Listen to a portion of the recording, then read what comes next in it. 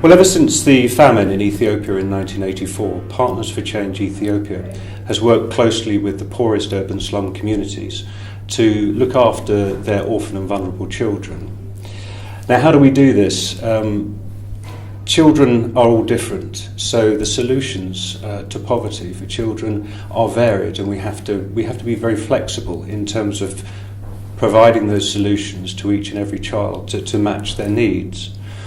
Probably the best way to explain it is by taking an example of an orphan that we've helped during the last 30 years. One that springs to mind is Bethlehem, who was a young 7-year-old girl who we found on the streets of Ethiopia. Both her parents had died of age-related illness. So together with the community, we found her a family who were prepared to look after her. We assisted that family in terms of financing the clothing, the food that was required for her to be with them. And during that time, we helped them set up a small business so that they could generate income. They could afford to look after Bethlehem in the long term and also look after their own children. Now, Bethlehem had never been to school, so we were keen to give her extra tuition so that she could catch up with her classmates. Also, in the community that she lived in, there was no water or sanitation. So we provided communal showers, toilets, and communal water pipes as well, so that people could have access to fresh water.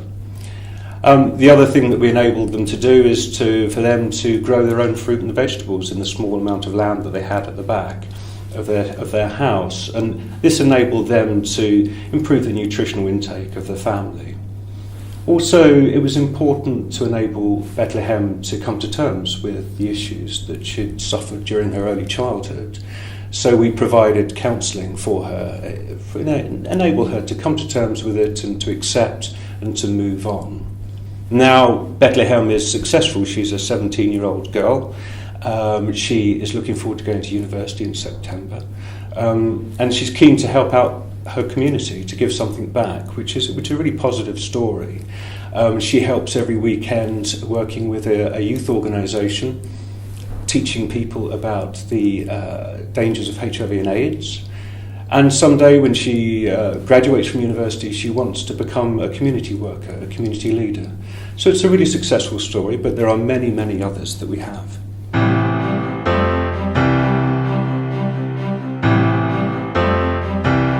Well, this year, like every year, we need to reach out to more communities. We've reached over to over 1 million people in Ethiopia, which is a huge achievement.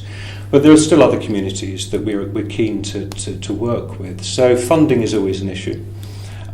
Getting our message across is always really difficult because we're a small organisation with small resources.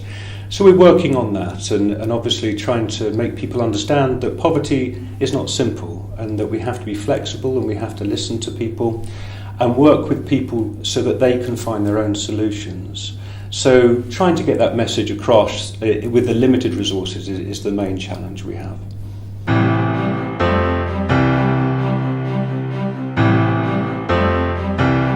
Well, I mean, I'm driven sort of really early in the morning because Ethiopia is 3 hours ahead, so the emails start coming in very early, which is fine. It gives me a head start. It's great. I think that we've worked for 30 years in Ethiopia. We've found, with our local partners, we've found really effective solutions to poverty.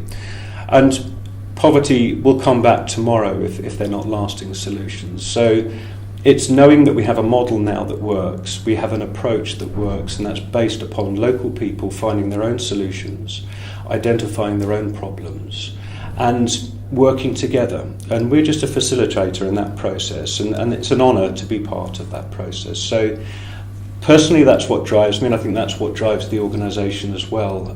We've got a great track record, and as I said, we have many communities to help in the future.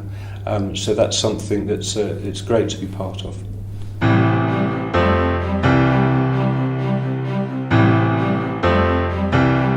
Well, the one real difference I think that I would like to see is to enable people to understand that Africa is not a continent with a permanently outstretched hand.